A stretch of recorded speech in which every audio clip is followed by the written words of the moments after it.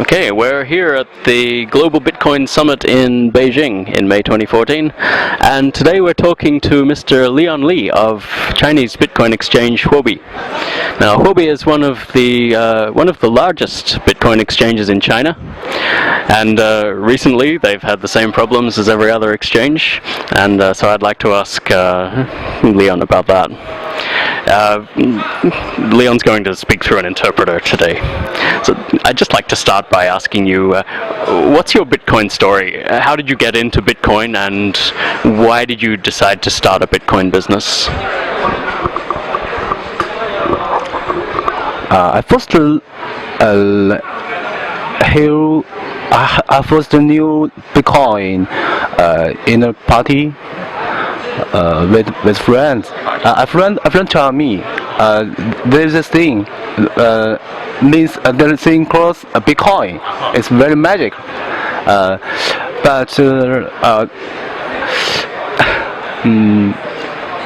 when I first heard Bitcoin, I do not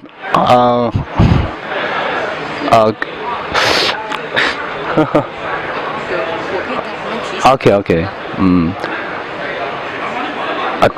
待会可以剪辑吗？因为这个 Either gonna be, like a section to cut off to make it like, or is OK. So I think I will answer question in Chinese, and she will translate in English. OK? OK， 还是说中文吧，中文很自在。是这样，就是2011年的时候，第一次听说比特币是在一次朋友的聚会。但是我最初听到比特币，并没有去对它进行深入的研究，只是朋友说比特币特别神奇。真正的进入就是我研究比特币是在2013年，因为2013年3、4月份有一些事情，包括塞浦路斯的那个破产，然后引发了比特币在13年的3、4月份的暴涨，很多媒体报道，然后我开始深入的接触比特币。先翻译。The first touch will be in 2011. There was a party that was, some his friends was talking about the Bitcoin. That was the first time, and the very first into this industry to think about the business is in 2013, and it was a big news when there was a bankruptcy of Sepulus. Okay. 然后2013就是在那个2013年3、4月份以后，我才开始真正的去深入的研究比特币，然后确实被它的去中心化的这个理念，包括它的一些技术架构，就是完美的技术架构所吸引，然后当时就决定，应该在这样一个划时代的一个机会里面，至少要参与它。不要错失这个机会，所以我们就在寻找创业机会。当然了，就是当时在整个产业链里边，我们能看到的就是最大的机会就是交易所，所以我们在13年的5月份的时候就决定要做一个交易所，就是现在的火币。During 2013, there were a lot of changes in Bitcoin society, and the first very thought will be to have a platform to trade Bitcoin, and then at that moment, Bitcoin it's very magic. They're a very magic feature. It's kind of like a decentralized theory, so it was very attracted to the theory, so he's decided to have a startup company, in May in 2013. A very brave move too. So I want to ask you about the recent problems that some Chinese exchanges have had. The exchanges were forced to pull out of this conference that we're having today, and we're not able to speak. So, can you please tell us about your experiences in the last few months, the uncertainty, dealing with the banks, and they're changing systems, that kind of thing. 应该来说，就是中国的政策是从去年的12月份开始，就是13年的12月份开始，就对比特币行业进行了一些限制的政策。12月份的时候，最开始是央行限制第三方支付公司和为比特币的公司提供服务。在那个之后，主流的比特币交易平台都换成了就是用银行来提供服务的方式。但直到今年的3月份，然后央行那边又有新的一个通知，开始逐步限制银行和交易平台的合作。那到现在是5月份为止，基本上主流银行和交易平台的合作通道都已经终止了。Actually, there was kind of policies back to December 2013, and at the very beginning, that was have some regulations according to the PBOC. Do not support the third party to involve some financial activities, and at the very beginning of this year, the PBOC was also announced that we're not going to allow to exchange or trade any bank account within our regular activities. 我可能要修改一下，对，是央行就是不允许银行为我们提供服务，它并没有说要禁止我们的交易啊。The PBOC corrections, the PBOC it's still allowed our trading activities. It's just some of the regulations. It's about for the third parties.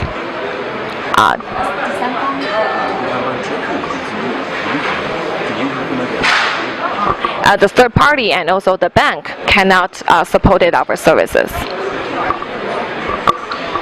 Do you agree with the PBOC's reasoning?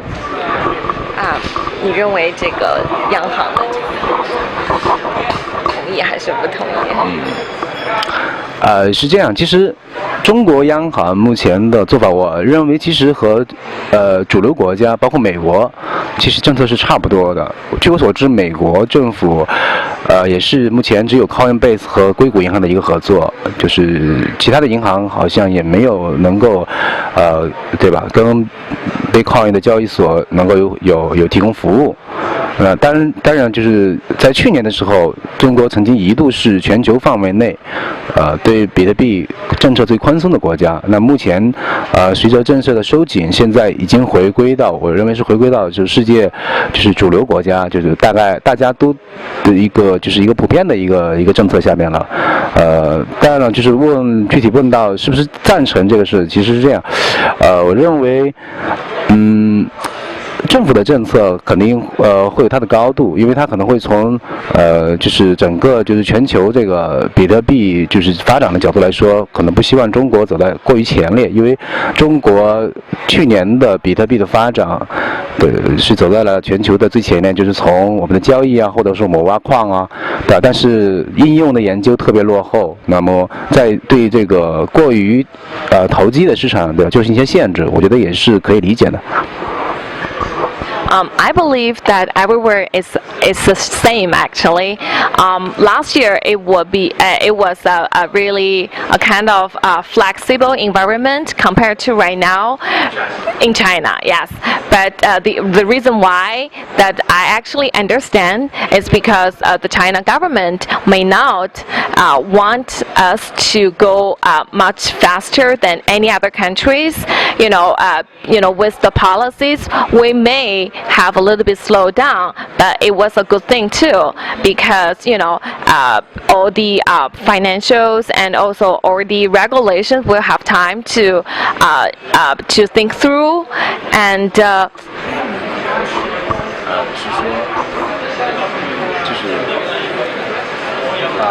因为中国的这个交易还有挖矿的这些市场走到国际前列，但是应用方面的研究其实是比较落后的。适当的控制就是这种交易的投机，其实对于行业发展是有帮助的。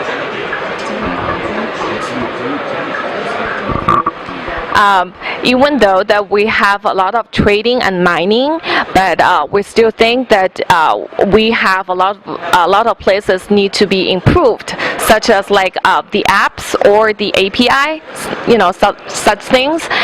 So to control some of the investors, with their motivate and also with their looking for the short-term benefits, it would be a good thing for the whole country. Okay, and just one last question I would like to ask. What will Huobi do in the immediate future? So how will you move currency in and out of your exchange if you don't have access to bank accounts?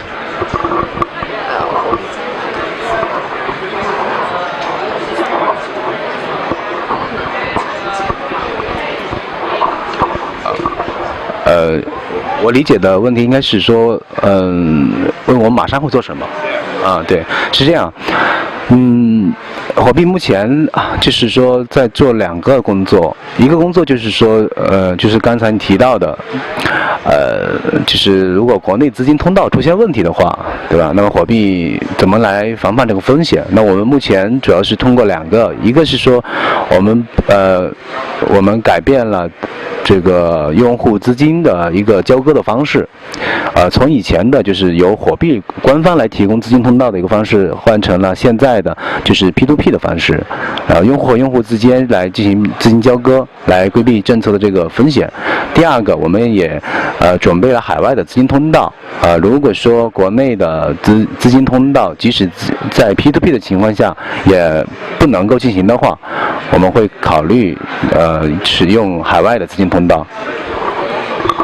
What I understand the question is Huobi, what is the plan for Huobi right now? Okay, so we're having 2 steps at this moment, and step 1 is we're thinking that we actually have changed the method of payment from the bank account directly to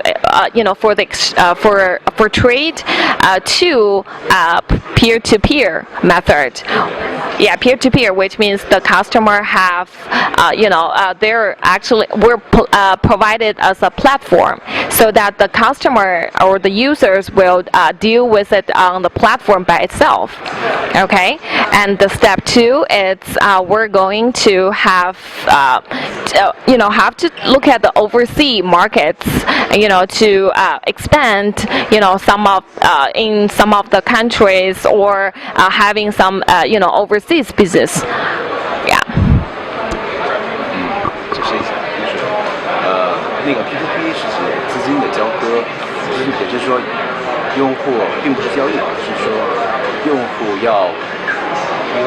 需要向我们汇款，然后另外的用户需要提现，然后他们2个之间是用户资金的交割，可以解释一下。